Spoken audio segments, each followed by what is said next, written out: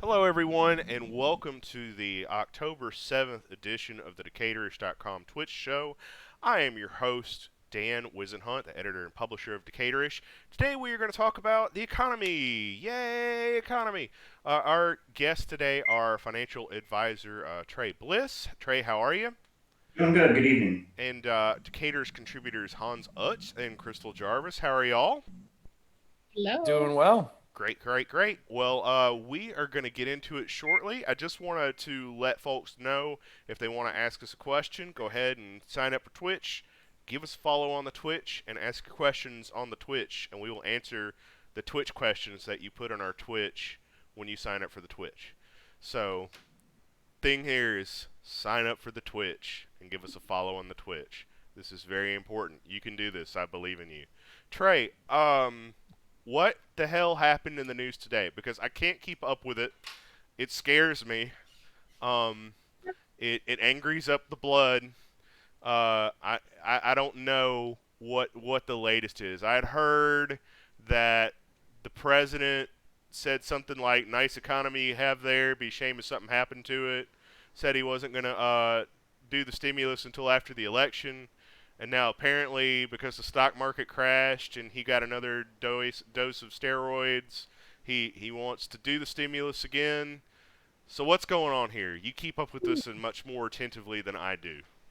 So yeah, yesterday was about 2 o'clock or so when he tweeted that they were ending the stimulus negotiations.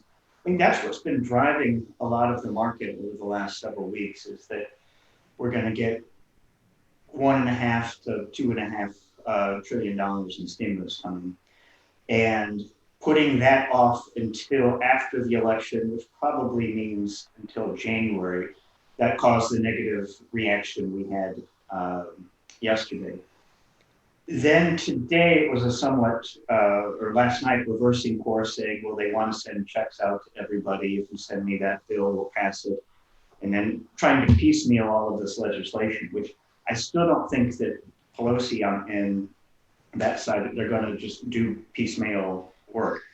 Part of the rebound we saw today in the market, and it's always tricky when you're trying to assign the market did this today or did this, but we had polling come out, and I think it was the Quinnipiac poll in Florida, Biden was up 11 points. In Florida? Oh, In wow. Florida. Oh, wow. And, Wait, which poll was that? the Quinnipiac poll. Quinnipiac? I'm going to go look at that while you're talking. So Have you the had a have the huge old shift. people become suspicious of the man who's trying to kill them yet? Is that what's Well, happening? that's part of it. So even so, and then looking within the numbers that uh, non-college educated whites, which Trump was leading by 20, 25 points, he's lost about 15 to 20 points of that support just in the last month or so. Wow. Yeah. And that's trending in I think the women, it was like 67 to 30 something for Biden. And if that male group comes anywhere towards 55, 45, or somewhere in there, the thought is we're not going to have a contested election. That I think it was Nate Silver at 538 today came out and said we have a greater than 30% chance that it's the biggest landslide we've seen since 84. And I think he puts the odds for Trump, I think it was at 18% today is where their newest update came out with the new polls. And just the reaction. So the fact that if we're not going to have a contested election, Wall Street seems to be throwing its support behind Biden. Goldman Sachs put out a note saying that a Biden administration, yes, will have higher taxes, but you're probably looking at over the next 4 years, $7 trillion in stimulus, which greasing the gears, that ends up being good for the economy, good for the markets. It's essentially a kick the can down the road. How are you going to pay for it? Depends on how they do the stimulus, though. I mean, if the Democrats do a bunch of let's means test it, I'm kind of concerned about that because I remember from the '08 stimulus, a lot of it was like grants and shovel-ready projects, and a lot of stuff that didn't get done because of the way they didn't just park a wheelbarrow full of money up at your door and tell you to do what you wanted with it. There were a lot of strings attached. So, obviously I think it matters what kind of stimulus you're doing as well. I'm sorry to interrupt. So exactly, but just throwing out a number like 7 trillion, that is a Right. unconceivable amount of money. So even if you get half of that, that actually benefits. So that's the thinking kind of with the markets, that you're moving away from having to see what's being on Twitter every 20 minutes that the president is saying, and you get back to a more normal type scenario with the economy, and whether the higher taxes can be offset with the stimulus. So that's kind of where the markets are at. As long as we don't go through a contested election, we can figure it out in 24, 48 hours, which that's where the polling seems to go. Now you get back into the whole 2016 of how accurate are the polls, because I think I saw yesterday at this time, Hillary was leading by 6 points in the national polling. Right now they have Biden up 9 points. And we saw how that turned out with the Electoral College. But looking at, so the market right now is shifted to looking at state-specific polls. And I think it was today, Biden's even leading Georgia by 2 points. Yep. So that's where what the market is looking at. If you can get back to any sort of where, okay, we don't have trade wars, we have stimulus coming through, and we can actually manage the COVID crisis so that in 6 to 12 months, we're back to somewhat normal. I think that's what the market is looking through to. Yep. Mm-hmm. The trick on poll, I know everybody likes to say that the polls in 2016 were completely inaccurate, but when you look at state level polling in 2016, in every case, the results fell very clearly within the margin of error, and on most states, it was correct, right? Like the national, when, California so dramatically outweighs so many of the other states that national polls have become almost meaningless relative to the Electoral College. And in 2016, Hillary Clinton was razor hair margin in Pennsylvania. I think she was behind in Florida. So a bunch of the local poll or a bunch of the state level polls in 2016, had we all paid more attention to them, should have made us really nervous. That is just not the case this year, right? I mean, I don't want to sound Pollyanna-ish or anything, but I mean, this year when you take a look, I'm not necessarily going to buy an 11-point lead in Florida, but a consistent 3 to 4 point lead in Florida on the rest of the polls. I guess I'm agreeing with Wall Street. I'm not seeing how this becomes a contested election. I think this is. We'll probably know earlier in the night than normal. I don't feel like we've got all the polls from his COVID diagnosis yet either. I mean, I think the polling's still kind of coming in on that. It's still a very fluid situation.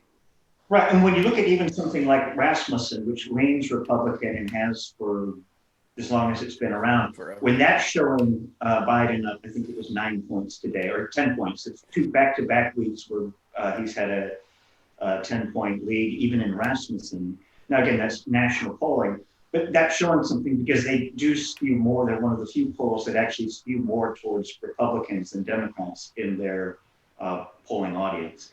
So again, if we have clarity in the election, I think that takes away the biggest uncertainty that Wall Street is concerned about, because if we can start to price in, we know what a Biden stance is basically going to look like on COVID, that you're not going to have any sort of surprises. You'll probably see a national mask mandate. You'll see, I think people would be more likely to trust the results of what the FDA and vaccine and therapeutics that are being approved come out. So it's not going to be this wicked Pollyannish view of we're going to be fine in 3 months, that it's going away. You're going to get a more realistic approach to the virus. And you can start to look 6 to 12 months out and say, okay, we're going to get back to somewhat normal. How do we then bridge across those 6 to 12 months? And that will be whether it's you're back to the enhanced unemployment benefits. There might even be another round of PPP that's being discussed for small businesses, state and local aid. So Chicago, they postponed their budget announcement for 2 more weeks to try and see what the, I think they're looking at $1.5 billion deficit for city of Chicago. So they need the money. Mm-hmm. Again, if you start to get all of these things that kind of align up to where, okay, Chicago can get the money, other state and local governments, it just sets up a more again, it's not saying it's a perfect situation or the greatest path going forward for the economy, but it's more predictable. And that's what Wall Street, the biggest thing Wall Street looks at is uncertainty. And if you can at least put odds on different scenarios, that's where the markets are the most comfortable. So, do you think? Go ahead, Kristen. No, I was just going to ask you though, and I know a lot of the things that we're talking about now is very recent, just recently happened in terms of the market seemed, I don't want to use the word stable, but they seem like they weren't at least, tanking as they had been before, as compared to what's happened, what we've been talking about that's happened recently. But my question is, I remember the first time we kind of started talking, doing these episodes about the economy. And I remember being honestly scared shitless when I got off the phone or when I got off when we got out of the Zoom call show. And so, yeah, sorry. so much technology. I was trying to figure out which one we were on. But I remember being very scared. And it was very grim. So what's kind of your take on, so that's kind of future, but what's your kind of take on what has kind of played out for us thus far? So what we've seen, and again, it'll be context. So when we get the Q3 GDP report, expected it's going to be somewhere around a plus 30% figure. So we were down over 30% in Q2. You're going to have a rebound of 30%. But that's still going to leave us down about 5% for the year. And to put that into context, that's still worse than where we were at during the depths of the Great Recession. So it's been such a weird recovery because of the stimulus that was given, these transfer payments. The consumer spending in this recession has actually been increasing, which is the first time we've ever had a recession like this, that your business is closing, but they've managed to essentially with helicopter money, just giving people money to last through. You've seen an increase in consumer spending. Almost all on alcohol, I imagine. If you're to track exactly where that's happening. But the interesting thing is, what will that demand pull forward look like in the next 6 to 12 months? To use an example, what are computer sales going to be like in 6 or 12 months from now? Everybody that was working from home, if you needed a computer, you bought one. And you look at Best Buy sales or the computer sales out there. So does that mean that you're not going to have as big of an impact from the consumer going forward because they've spent the money? On the other hand, with the economy, I think what we're realizing is we have a housing shortage. And I think we touched upon that in one of the prior segments, that you're at about a 90-day supply of homes out there in the market, which is about as tight as we've had going back to the housing bubble days of the 06, 07 period. The thing is that we're not in a bubble and the lending standards are much better at this point. So if you see housing, which I consider the most important part of the economy going forward, because housing touches everything. You've got roofers. When you're building a new home, you've got appliances that need to be put in, carpets, roofers, construction workers. That is incredibly important and something we didn't have coming out of that 07, 08 period through the last, that 10-year recovery. And people say, oh, it was a weak recovery. Part of that was because housing didn't contribute, and now we're at a housing shortage. Just one other point on that, the average age of the population when they buy their first home right now, that's at 30 years old.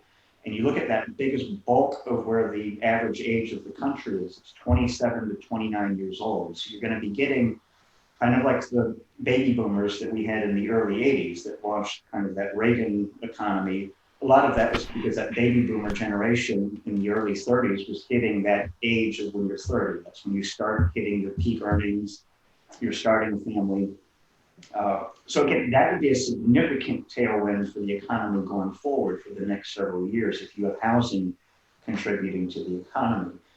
The question is, again, how do we get to that bridge to where we're back in a normalized state? And that's the markets, stock market, things like that can look through 6 months. If we know that in 12 months, we're going to be back to somewhat normal. And I think that's why it's the disconnect between the stock market and the economy. That's still there. that the stock market seems to be performing well while we still have an 8% unemployment rate. And that's, you look at the layoff announcements we've had just in the last 2 weeks, Right. it's going to get better, which again calls for the need for more stimulus to try and bridge us to that gap to where we can see things improve. I think having a plan that doesn't involve us just making shit up as we go along would help. So you kind of know what to expect. Every day it's like spin the wheel. What are we gonna find out about the president today? That gets old. I think my biggest concern is, it's less the market. That you're going to see volatility in the market in any event like this, right? There's just nobody has a crystal ball, and it's unhelped when a tweet can wipe out $45 trillion worth of wealth by tanking the markets. But the unemployment is stubborn, right? That's a particular issue, and I know the 8% number that you quote is the sort of official tracked unemployment, but that doesn't pick up people that have stopped looking. That doesn't impact all of the temp workers that were out there. That doesn't nobody that was on Uber falls into that bucket, right? And so I'm actually significantly worried about the unemployment. I think that the jobs that rebound the fastest are the ones that already own homes, that already are the ones that have some of that investment. And it's the middle and lower income that are really taking this on the chin.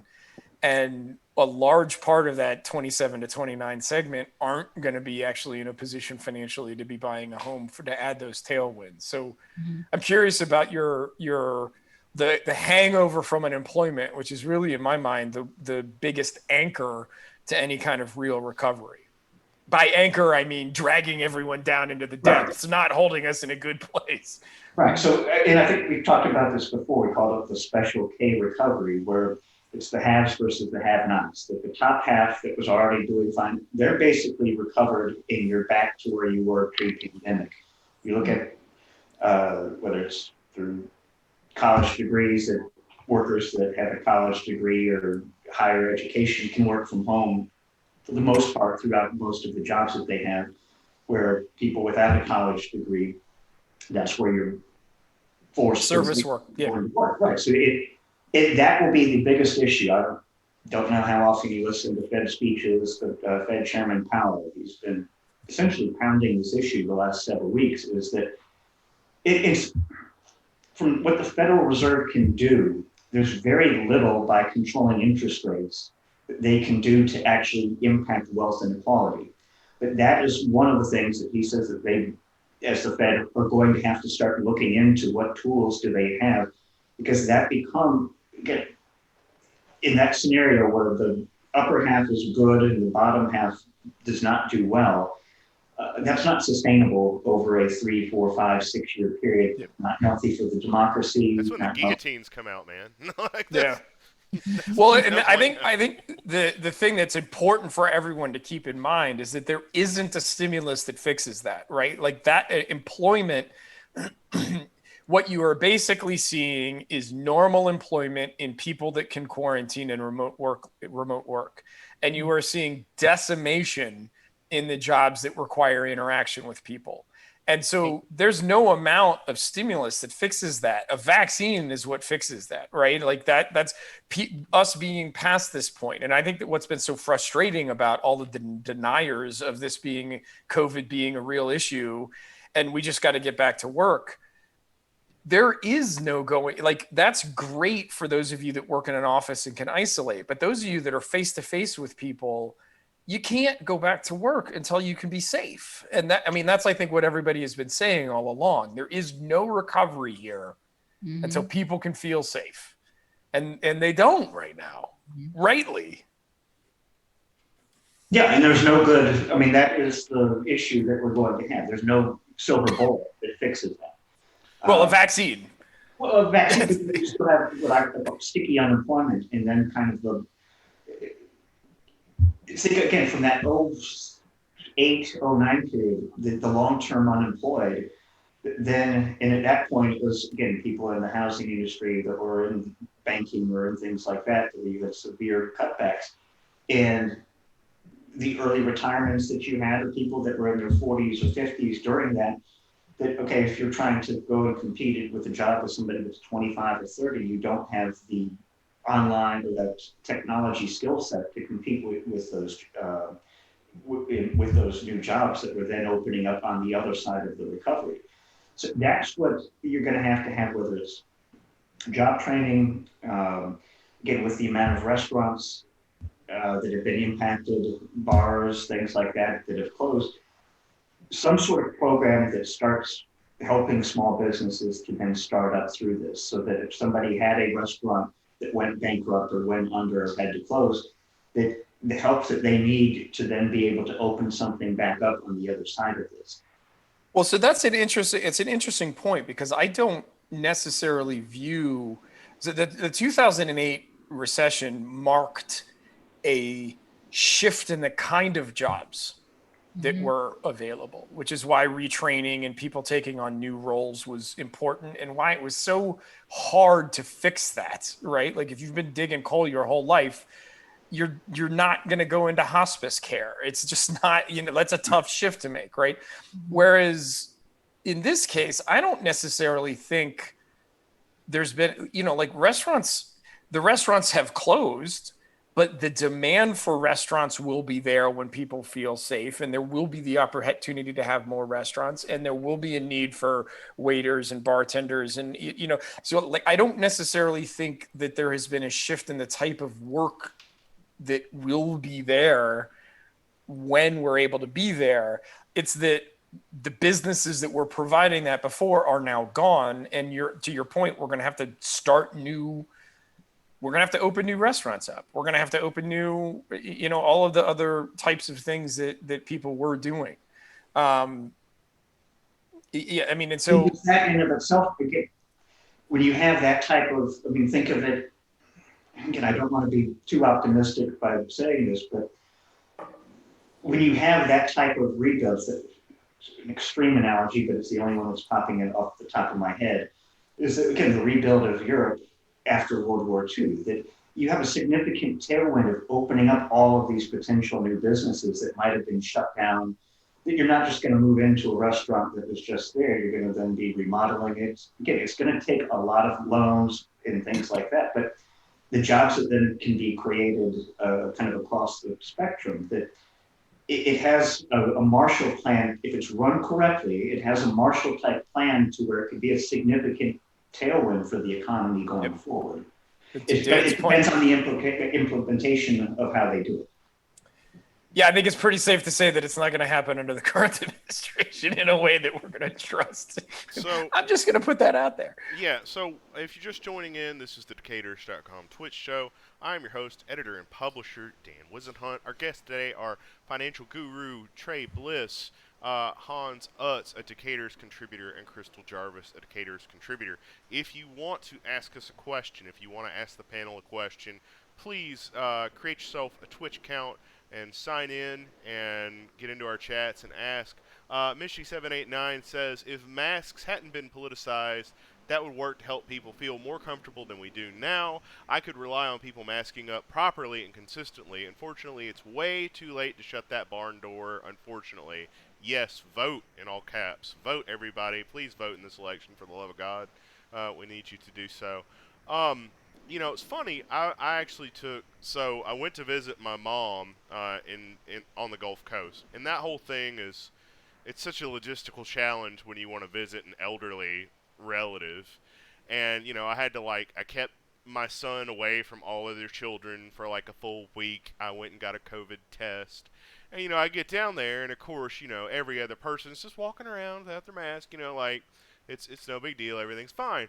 But what's interesting is if you can't go into Walmart, so like all the big corporate stores like Walmart, the chains, you can't go in those stores without a mask. They will not let you. And I had this weird sort of affection for corporate America that I've never had. I didn't know what to do with it or how to process it within myself or how to interpret it. But I was like, oh, thanks, Walmart. I appreciate that, and thanks, Hardee's. I also appreciate that too.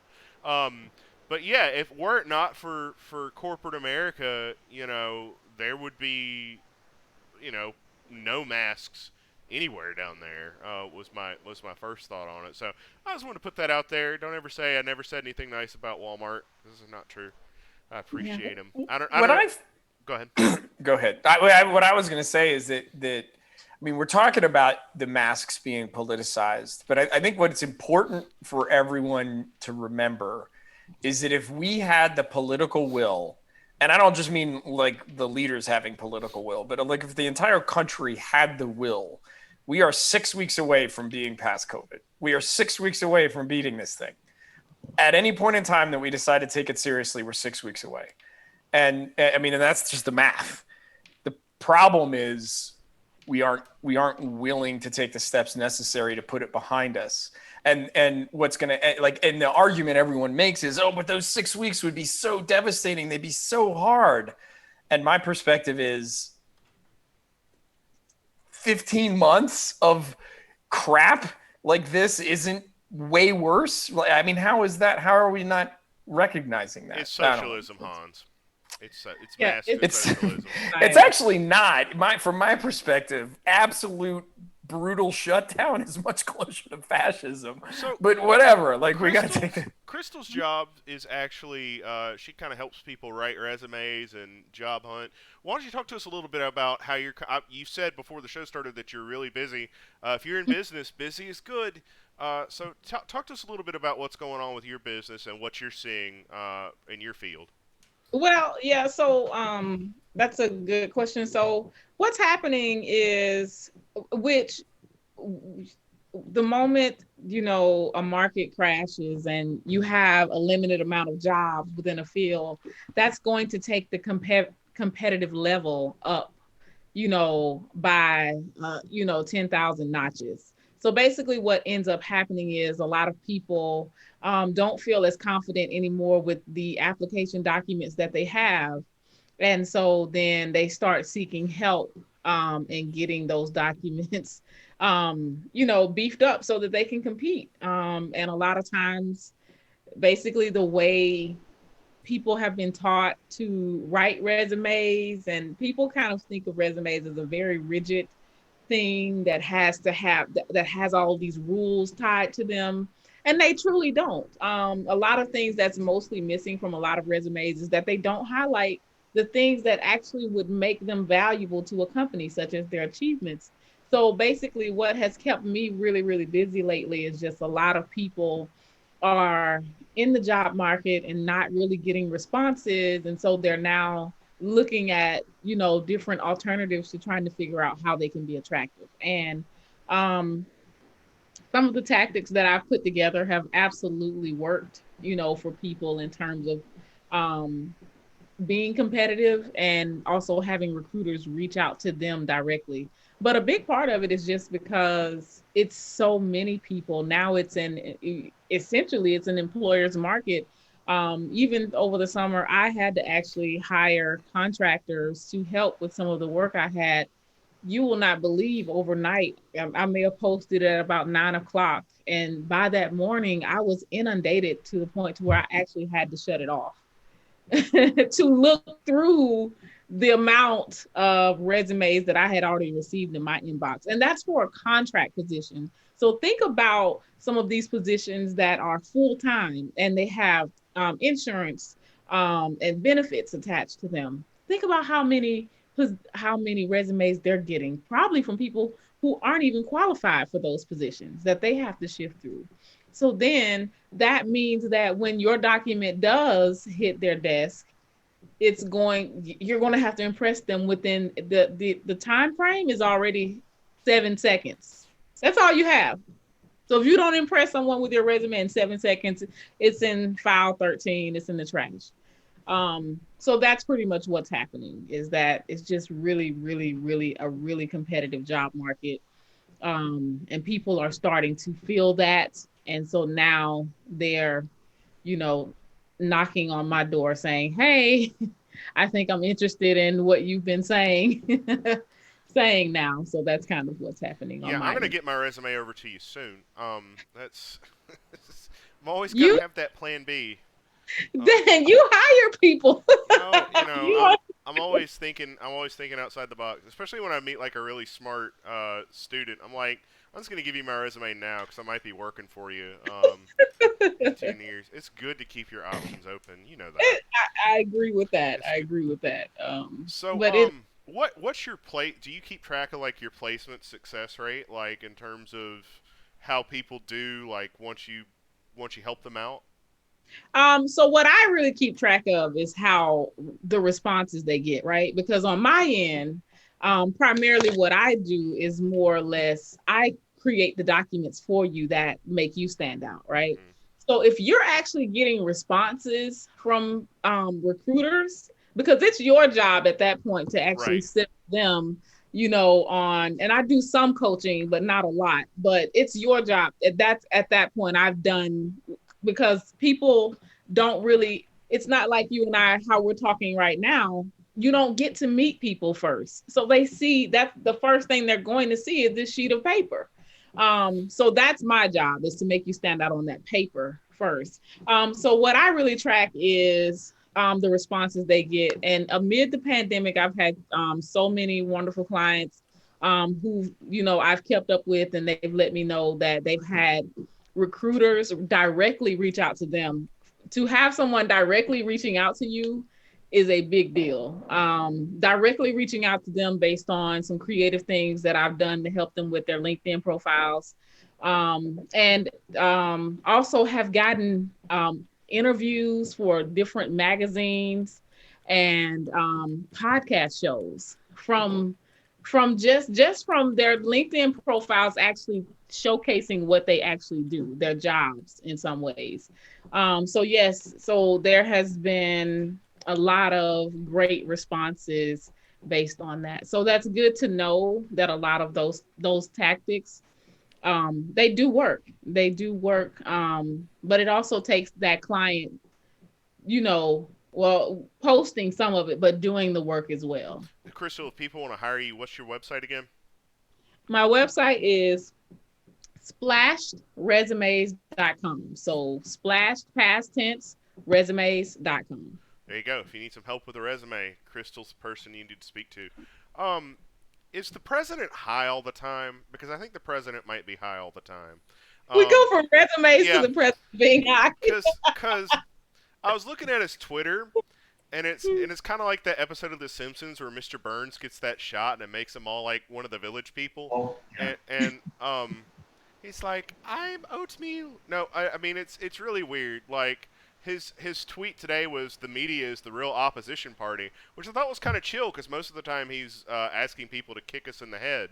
But just calling us the opposition party, I feel like maybe he is really high. Maybe he's feeling really good. And what kind of decisions can we expect a president who's high all the time to make about the economy, Trey? Well, he's I'll let Hans pick that.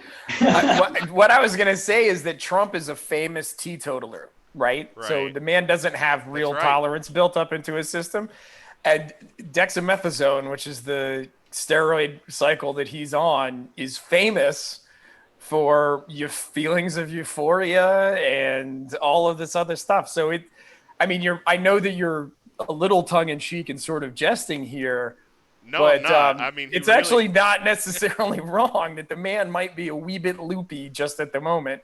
And I mean, not that I really want to stop him from wrecking his own chances, but he might want to not tweet after he gets a dose just to, be on the safe side.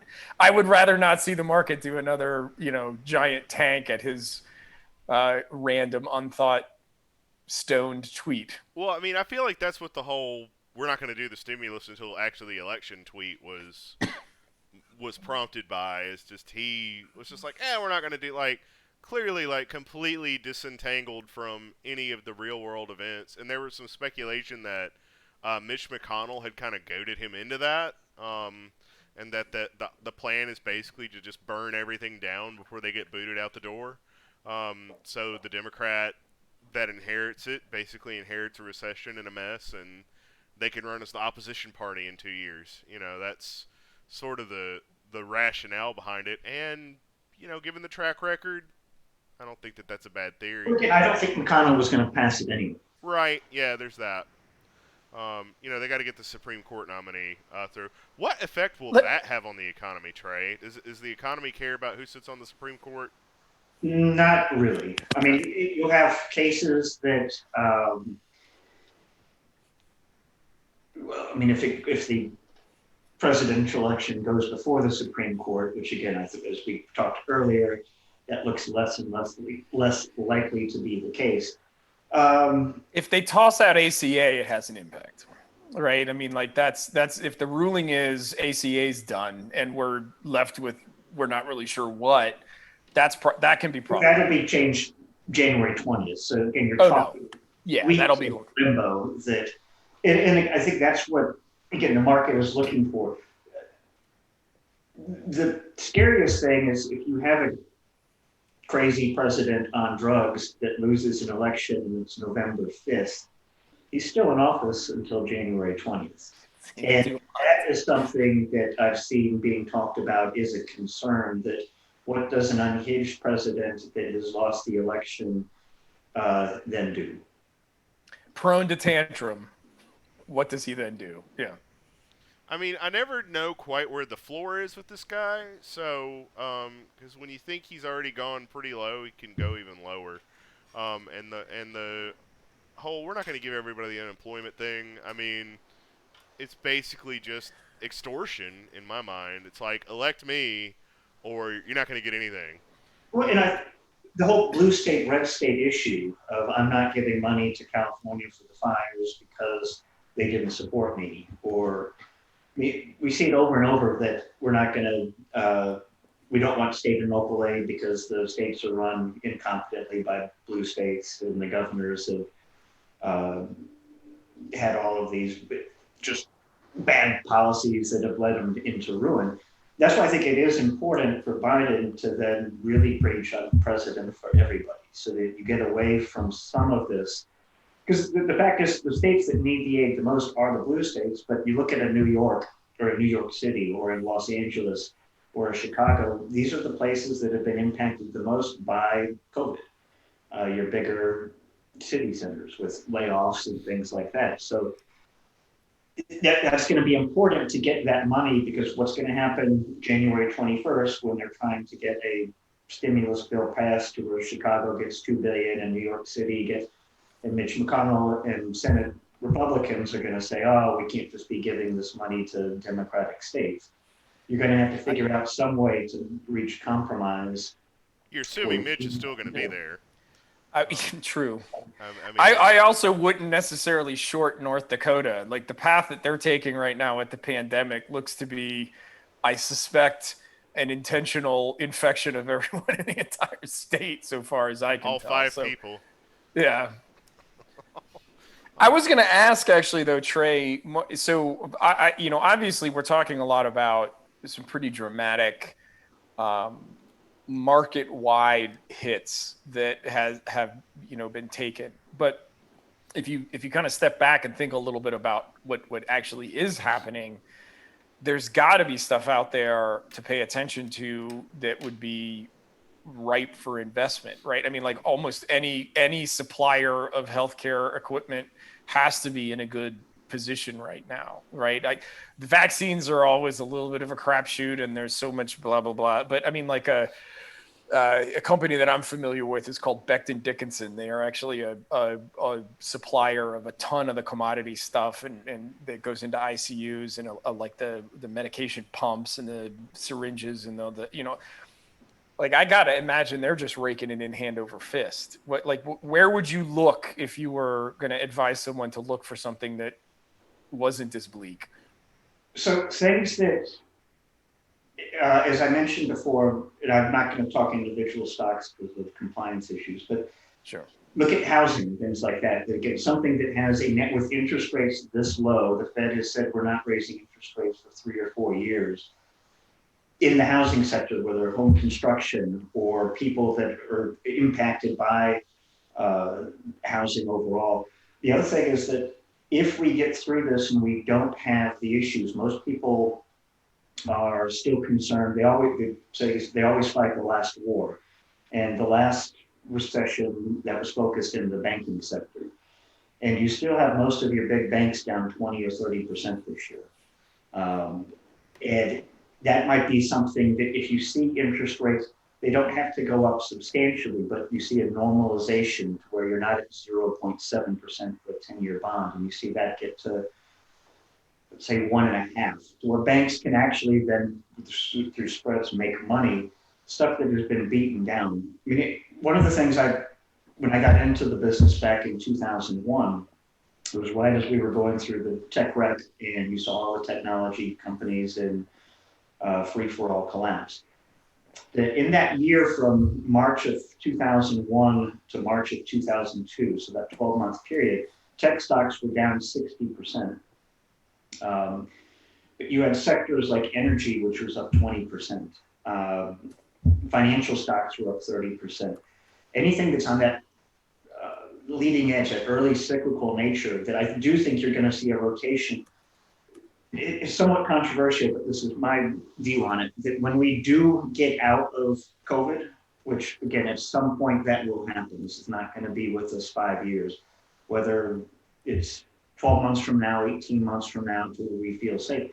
I think that's actually a negative for the technology sector, because there's so much hype that's been put into a lot of these tech stocks that have ramped up dramatically, that you start to go back to, okay, which stocks are actually going to be helped by a normal type economy? And it goes back to, again, healthcare will probably be a fairly safe bet in this period, but looking at any commodity related stocks. One of the things that, with all of the debt that we're going to be bringing on, really the only way that we're going to be able to pay for it is to inflate our way out of it, meaning we're going to have inflation in years to come.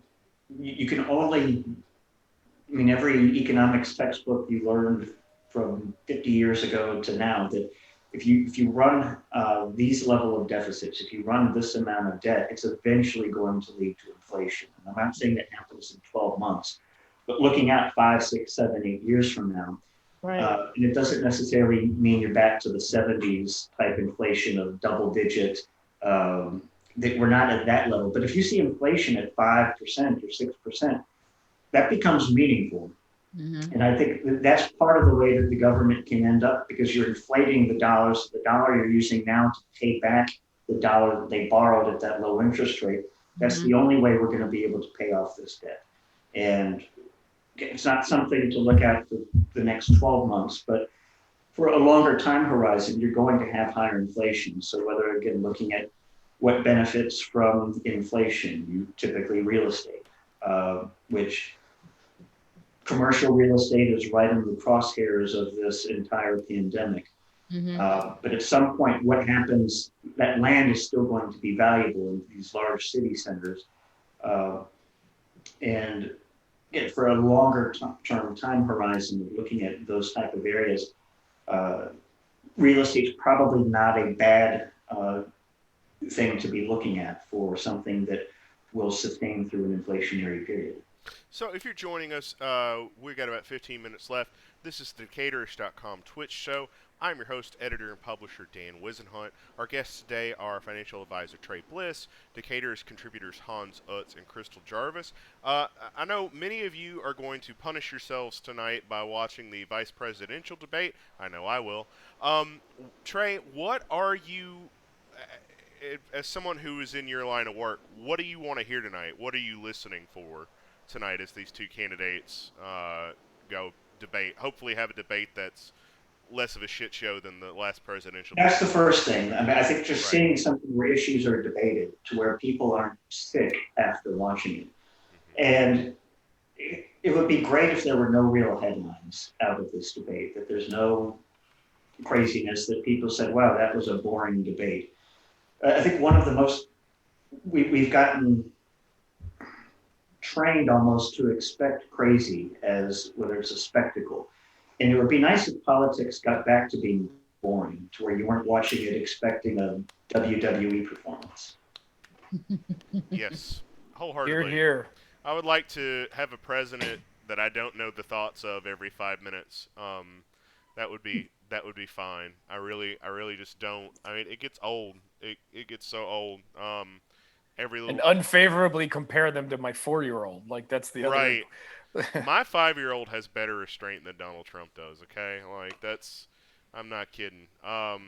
So you don't think? I mean, in terms of policy, though, are you listening for anything substantive on policy that you want to hear They'll about? probably ask Harris same question that they asked Biden about court packing and things like that.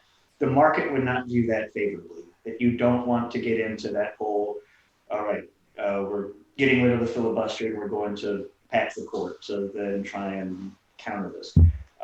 You want, we'll see with even the COVID proceedings, how if the Senate is able to reconvene next week, that if you have another 3 or 4 senators that test positive, you're not going to be able to get the votes to get this through the committee. It's interesting So that you brought up court packing because I just asked you a little while ago what the economy thinks about the Supreme Court, but now you're saying that court packing could be a potential. that would become an issue.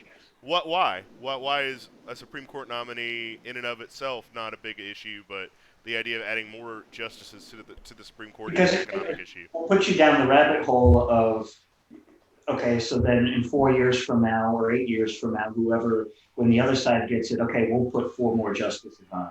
It just becomes this pissing contest back and forth that you've now essentially tossed out.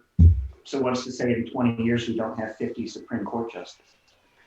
Because you know that McConnell and the way that they kind of run things, whatever the Democrats then do, they're going to up it ×2. So you've got to look for stability, continuity, and by raising that issue of packing the court, that opens up just a whole sort of issues that then there's no stable kind of year-to-year government that you can count on, because each side will then do whatever they possibly can do to tilt things in their favor. One side is already doing that, though. Like, I mean, so I think the reaction that I have to that is clearly I don't want to see Harris speak support for that tonight in the conversations either. Like, I don't want to hear either Biden or Harris say anything about that in any of the debates. But I wholesale support them unwinding what has been imposed upon the country in an undemocratic manner vis-a-vis the Supreme Court. Well, do you think Harris should say definitively? Because see, Biden didn't answer that question, which I thought. No, I think they're going to answer it. I think they're going to wait to see how. Agreed. If the election has to go to the Supreme Court, you don't want to box yourself into an answer right now. Right. You leave it out there, you kick the can down the road, say, well, that's something that we'll then discuss. I would rather, that when you go back and look at FDR, that's one of the more unpopular things that he did that turned a lot of the sentiment against some of the New Deal policies, that when he was trying to pass the court to get those through.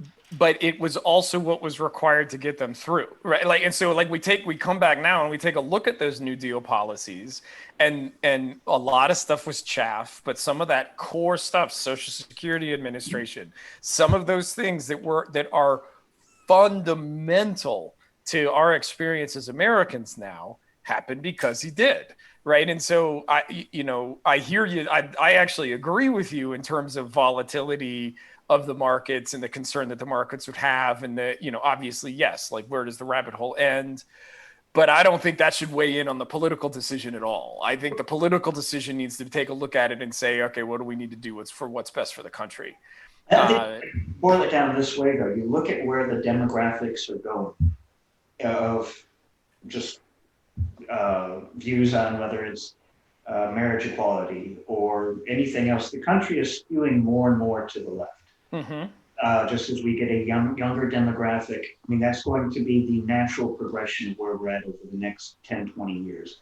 And unless the GOP figures out how to broaden the tent, as they say, as opposed to then keep everything narrow, all of the issues of the Supreme Court that they have that will work itself out with time. I guess maybe I'm more of a traditionalist at not But adding 50 judges. years time, right? I mean, like No, that's but that's you'll have Clarence Thomas, you'll have what was the other judge? You'll have people. Clarence Thomas, I'll give you, right? So you'll end up with a 4-5 court again, but with a very clear and strong conservative bent. 4-5, and for the next 5 years, probably 6-3, in which case Roe versus Wade is going to be redecided. The ACA is going to get thrown out. Oberfell Hodges is going to be back up there and likely will lose gay marriage. Like there's a whole range of like super freaking critical things that are absolutely at risk in the next 10 years. I hear you over the next 50. I'm super optimistic over the next 50.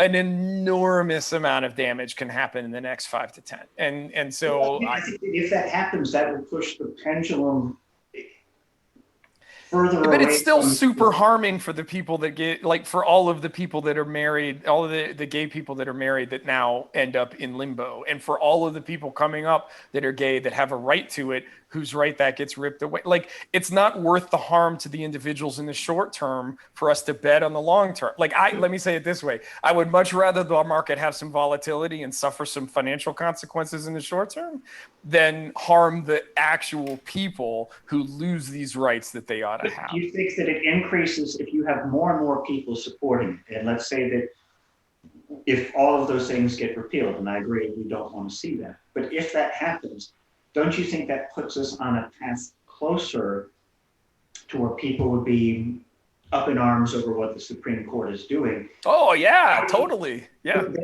Does that it's still illegal? That you get a constitutional amendment passed? I mean, in a 50-year window, yes. You certainly don't get 4 constitutional amendments in a window of time. You know what I'm saying? Like, and so I hear you. Like, you're making a 50-year argument, and I agree. We're 100% aligned in the 50-year argument. I think that the 5-year pain that is going to happen isn't worth it. I think that you just stack the court. And you accept that might upset some people. Maybe I'm naive, but there's a part of me that really feels that with ACA in particular, because if they throw that out, it's going to be chaos. And I think that's why John Roberts stuck his neck out to defend it the first time, is he kind of was smart enough to realize that if you do this, it's going to be much worse for us in the short term than if you just let people keep their health care. I just, maybe it's just me being naive or me being optimistic, but I really hope with ACA in particular that they think twice about it. I think twice about the implications of, because my family will lose our health care. We're on ACA plan right now. Like, boom, gone. And there are going to be millions of people in that boat. And, I really just have to hope that they will think twice about doing that to people, kind of like they did the first time. Roberts absolutely will, yeah. And it will be a 5-4 strike down of ACA. Yeah, it will absolutely. Alito, Thomas, AC, what's her name? The new woman that's going to be put on, right? Like, it's going to be a 5-4. I bet that. In fact, actually, it probably won't. It'll be 6-3 because Roberts will just go with the majority in that case to not lose leverage. I'm just going to hope you're wrong because I don't have a better option at that point. This is why I think stacking the courts is the answer. I definitely think it's something that should not be ruled out of hand, which is why I think Biden's answer was really smart to hold that possibility out there. But the way things are going, I mean, who knows if they're even going to get to nominate this person before all that happens. There's a lot going on. The news sort of changes every day. So we're coming up. I mean, just to wrap it up, I don't think they're going to be able to get it done before November 3rd. Oh, I definitely don't think that. No, I don't think. So you're then talking about a lame duck session, and in that scenario, Trump is, if polling stays where it's at, and if you have a election that's not close, let's say it's 370 that Biden picks up in the Electoral College, which I think is the number I saw this morning, is what they think he's trending. That's going to be one of the biggest wins, and if he's taking 50 7% of the popular vote. Do you think that all of the Republican senators that they have in the lame duck session are going to stay and they get this nomination through before? Yes, I think they do. I Yep, don't. I think that they do. I mean, so I think a couple of things happen, right? One, I'm not convinced they can't get it through prior, right? I think a lot of it depends on whether this upcoming vote out of committee on the 15th, I don't know the exact date, but there's a committee vote coming up in a couple of days that's the one where everybody's like half the senators are going to have COVID, right? But if that comes out of committee at that point, it absolutely has the timeline to get approved by the full Senate prior to the election. But let's say that it doesn't. Let's say that it doesn't. You have two senators who by that point will know whether or not they've been voted out. Probably at least one will have been voted out. This is Murkowski in Alaska, who is probably safe, and Collins in Maine, who is probably not. But every other Republican senator has made it an element of their campaign, regardless if they're in office or not. And no one knows how to pull the levers of power better than McConnell. I think he's an absolute horrible human being, but he is a brilliant tactician and strategizer when it comes to this. I think that if they see a massive shift in the entire direction, this is their parting present. And I think that they keep the coalition together. All they need is 51. Pence is going to come in there and vote for it. You know he's not going to vote against it. I don't see anyone else. I see no one else in that coalition stepping away from what they've committed to doing, even in a lame duck session. I am at this point assuming she gets on the court. And that means that unless we take steps to mitigate her influence on the court, we're going to lose Roe versus Wade. We are going to lose the ACA. We are going to have gay marriage overturned. These are done deals. And so I'm viewing it through a much darker lens in terms of definitive outcomes, which probably explains why I'm willing to look at nuclear options like stacking the court. I think that's the only way you save these rights. So, if you're just joining us, this is the Decaturish.com Twitch show. Today's episode was about the economy. We're going to bring this to a close. We did all decide that communism is the answer. So if you want to see how we arrived at that conclusion, I encourage you to watch the whole show, and you will see, too, that communism is the answer. Trey, in all seriousness, Trey, thank you so much for joining us and lending your expertise to this discussion, and thank you, Hans and Crystal, for joining us as well. Won't have a show on Friday. I had a scheduling conflict. We will be back next week. I have tentatively gotten a show with the DeKalb County School Superintendent. We're going to announce the details about that very, very soon. So I hope everyone watches the debate tonight, if you can stomach it. Please go vote if you haven't voted. I'm going to do the Smokey the Bear thing. Please go get a flu shot if you haven't gotten a flu shot. And please wear your mask, because only you can prevent forest fires. We're going to see everybody next Wednesday. Y'all have a good weekend, and we'll talk to you again soon. Bye-bye, everybody.